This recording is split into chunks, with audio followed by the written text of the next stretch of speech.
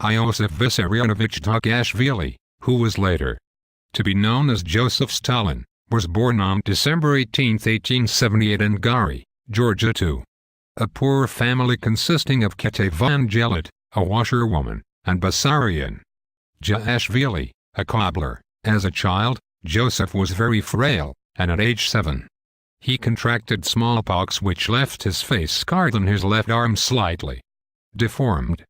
Because of these deformities and his frailness, he was often subject to cruelty from the other children, and some speculate that this is when his quest for greatness and respect first started. Because his mother was a devout Orthodox Christian, she enrolled Joseph in a church school in Gori.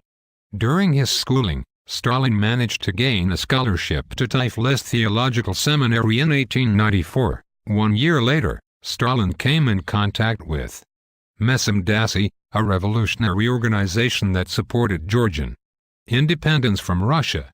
It was in this group that Stalin was first exposed to the writings of Karl Marx and Vladimir Lenin. 3 years after that, Stalin joined the group. However, in 1899, Stalin was asked to leave his school due to his anti-Tsarist ideas, but he stayed in Tiflis, working as a revolutionary. In 1902, Stalin was arrested for the first but not last time, and during his imprisonment he adopted the name Stalin, which means steel in Russian. After his release, in 1907, Stalin gained even more publicity when he was involved in a bank robbery that took approximately 3.4 million used. From this point until 1922, Stalin continued his revolutionary methods until the Communist Party finally consolidated power. In the party's birth, Stalin was appointed as a general secretary, which, although not a prominent position, allowed Stalin to begin to build his power. Soon, everyone in the party owed Stalin in one way or another, and when Lenin died in 1924, Stalin swiftly took the reins of the country. As soon as he took office, Stalin instigated a reign of terror in which millions of people died.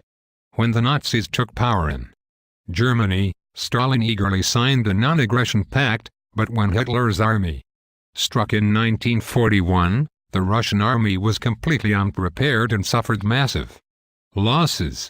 It is said that Stalin was so distraught by Hitler's treachery that he spent several days locked in his office talking to himself. However, with a heroic effort from the Red Army, the Germans were turned back at Stalingrad, and a year later the Russians were liberating countries across Eastern Europe.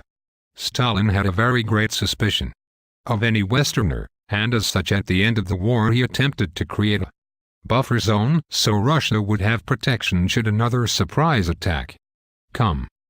His anti-Western attitude made relations very tense, which contributed greatly to the start of the Cold War. On March 5, 1953, Stalin died, leaving his legacy in the form of the country he built and the deaths of millions of men and women who had died to help him achieve his dream.